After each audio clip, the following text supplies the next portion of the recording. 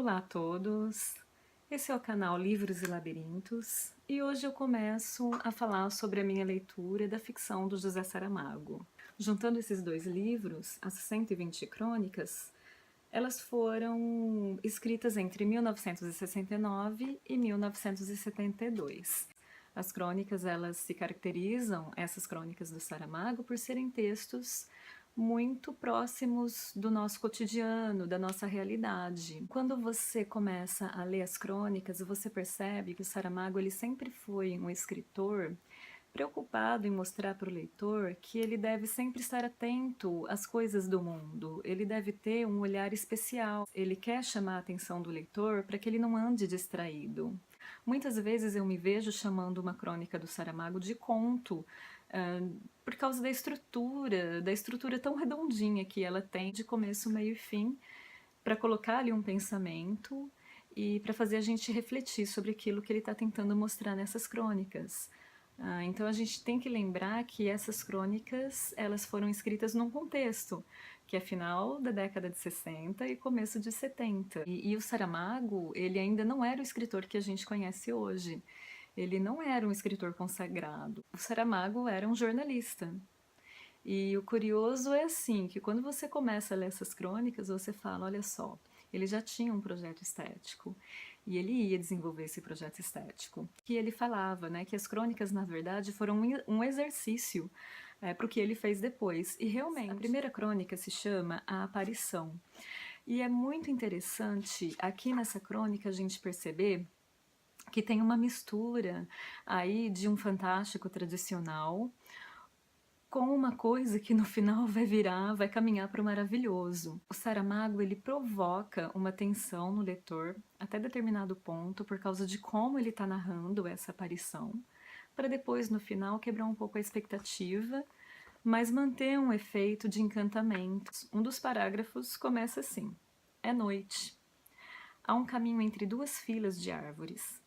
Alguém avança por esse caminho, alguém a quem o silêncio assusta vagamente. E mais do que o silêncio, a solidão e o jogo alternado de sombra e luz que pelo chão se espalha. É um rapaz que vem de longe, de uma festa de aldeia onde havia aquela eterna rapariga de quem nada se receberá, mas que é em si mesma a promessa do futuro amor. Dali até a casa, o rapaz ainda tem de andar uma légua. Passará a noite, o que dela resta, numa barraca de pau a pique, numa cama de folhas secas e palha de milho. Haverá nevoeiro quando acordar, e já o sabe porque lhe o dizem certos sinais no céu. Entretanto, vai andando pelo caminho silencioso. Não pensa. O rapaz aguça o ouvido para distinguir os rumores noturnos e as suas ameaças. Do lado direito da estrada há um charco, onde de vez em quando brilham lâminas de espadas. A noite é terrível, já o sabemos. Então você lê esse parágrafo, todo um ambiente é construído, né? Uma atmosfera é construída. Um texto que, de repente, promete para um leitor acostumado com textos da tradição fantástica, porque ele vai criando uma expectativa e uma tensão, chega no final, o moço, o rapaz, ele foi espectador da aparição de uma faia miraculosa que se mostrou maravilhosa para ele. Uma outra crônica, da qual eu gosto muito, se chama 3 Horas da Madrugada. Eu gosto dessa crônica porque ela tem toda uma atmosfera onírica, é a apresentação de uma cidade, e para quem leu todas as ficções do Saramago como eu, vê ali uma projeção para o ensaio sobre a cegueira. E quando você lê toda essa crônica, você percebe que tem alguns traços do surrealismo ali, porque se misturam as imagens da realidade com imagens do sonho. O narrador, o cronista, ele vai conduzindo o leitor pelo caminho ali da narrativa, e ora parece que você está num sonho junto com ele, e ora ele traz você para a realidade. 3 horas da madrugada. Onde está Lisboa? Este largo varrido do vento, iluminado por fantasmas de candeeiros, deserto de um lado a outro, ainda é o Rossio? E aí ele começa a fazer uma descrição da cidade. E é essa descrição que me remete, pelo menos, como leitora, né, do ensaio sobre a cegueira, a esse romance.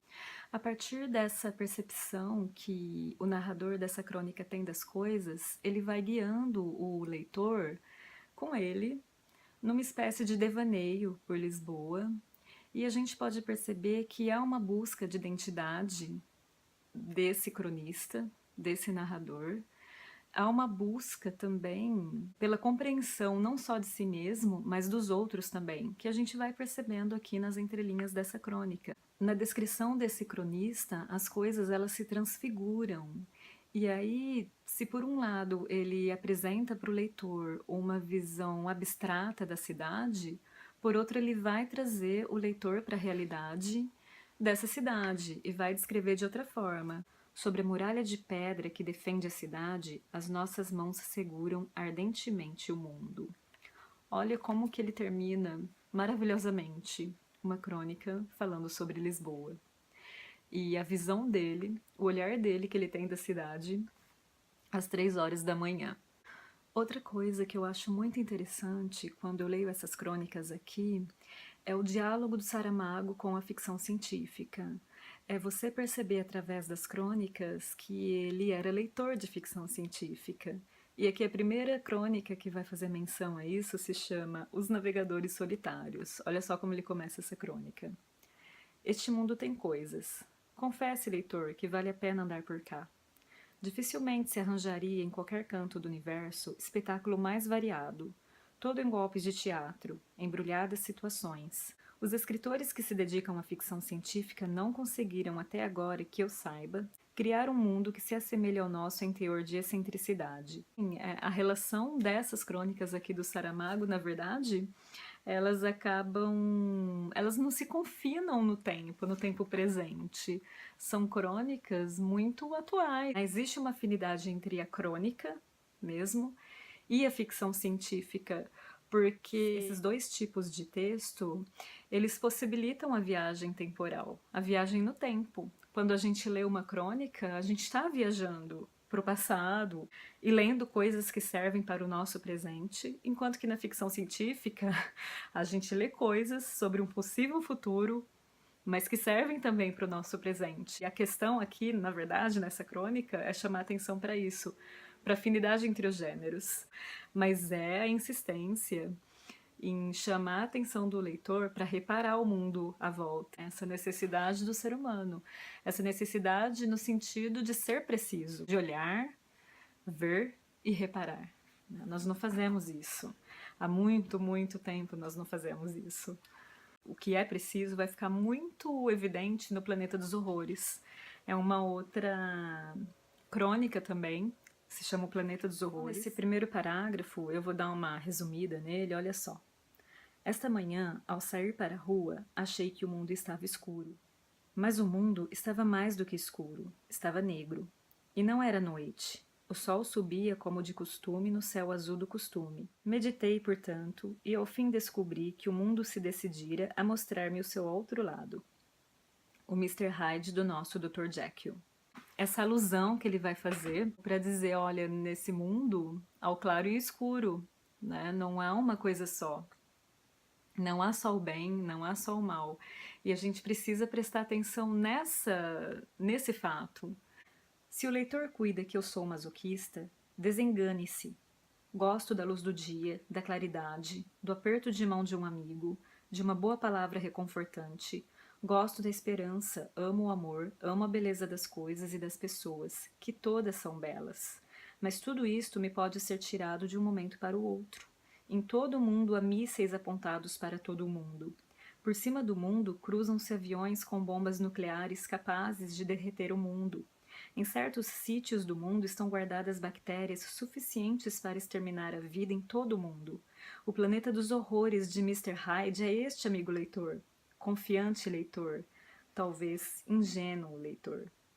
Né? Depois ele vai fazer um resumo bem irônico da história humana, não é nada bom, é uma interpretação bem apocalíptica. Ele vai meio que justificar o título, O Planeta dos Horrores. Se eu tivesse ambições de escritor de ficção científica, ia ali a propriedade intelectual e artística e registrava esse excelente título. Ou este, mais para o livro policial, que não é pior, A Morte Paga Pronto. Como se vê, imaginação não me falta. Como não falta também aqueles que querem que a morte pague a pronto, e por atacado. Ah, leitor, leitor, como nós andamos distraídos. Então, essa postura aqui de cobrar do leitor um comportamento menos distraído, ele permanece em todas as ficções, em todos os romances do Saramago. A gente tem ali uma voz narrativa chamando a atenção do leitor para esse mundo, para a relação dele próprio com os outros homens, para nossa responsabilidade para com os outros. Tem mais duas crônicas, e aí eu vou ler a última, porque ela tem relação com a primeira. Na linha aí da ficção científica, uma delas se chama Um Azul para Marte, e é uma crônica muito engraçadinha, porque aqui ele conta o que aconteceu quando ele foi para Marte. Ele visita o planeta vermelho e ele vai falar para o leitor sobre os costumes, como que os marcianos se comportavam lá. E se chamam Azul para Marte porque, segundo, né, esse narrador, lá não existiam cores. Tudo era meio que branco e preto num degradê pro cinza, assim. A última crônica é muito bonita, embora ela seja triste. É uma crônica que se chama Cada Vez Mais Sós. Na verdade, ele vai dar algumas respostas para questões que aparecem nessa crônica Um Azul para Marte. Foram perguntas que mandaram para ele no jornal e ele está respondendo. Venho pedir desculpa aos meus 3 leitores. Há tempos escrevi neste mesmo lugar uma crônica que chamei Um Azul para Marte. Era uma pequena utopia, um breve exercício de imaginação, mas era também um amargo relance de olhos para os materiais que constituem isto a que chamamos civilização terrestre. Afinal, o planeta vermelho, o tal dos canais misteriosos, o que inspirou a Bradbury essas espantosas crônicas marcianas, parece estar tão morto como a Lua. Dizem-no as fotografias. Aquelas crateras tornaram-se para nós sinônimo de aridez, desolação, abandono. Esperemos que ao menos haja por lá algum vento para que o planeta não esteja tão sozinho. Então, aqui, na verdade, o que ele vai mostrar duas coisas importantes aqui nessa crônica. A gente tem que prestar atenção nessas duas coisas. A primeira é observar as influências literárias que o Saramago tinha. Ele fala do Bradbury aqui, né? O escritor lá de Fahrenheit. E depois perceber, a partir da crônica, que naquele contexto lá, de final da década de 60, 70, corrida espacial, existe, na verdade, uma decepção coletiva. Existe um certo pessimismo, né, que se constata nessa decepção aí, né, de não haver vida em outros planetas. Nós somos o único planeta habitável do sistema solar. No último parágrafo da crônica, a gente percebe que a maior preocupação desse narrador é com o futuro mesmo. Mesmo desacreditando da humanidade, né, porque o Saramago ele não acreditava muito no homem e escrevia romances em que o homem superava tudo. O que torna grandiosa a literatura desse autor é essa capacidade que ele tem de buscar, paradoxalmente, no ser humano, esperança para este mundo aqui. Né? Porque é isso que ele pede nessa crônica. Então é essa capacidade que ele tem por meio da ficção, por causa de coisas, né, da nossa imaginação, de buscar esperança para este mundo, e essa esperança ele busca nos seres humanos, né, apesar de tudo. E ele faz isso por meio do impossível, né, por meio da ficção. E isso é o que me encanta no José Saramago. Então eu termino aqui, eu não quero fazer vídeos muito longos. Eu espero que vocês tenham gostado. Deem o seu joinha, agradeço que vocês tenham assistido. Leiam Saramago. O próximo vídeo do Saramago vai ser daqui 2 semanas e eu vou vir com o ano de 1993. Então, até lá!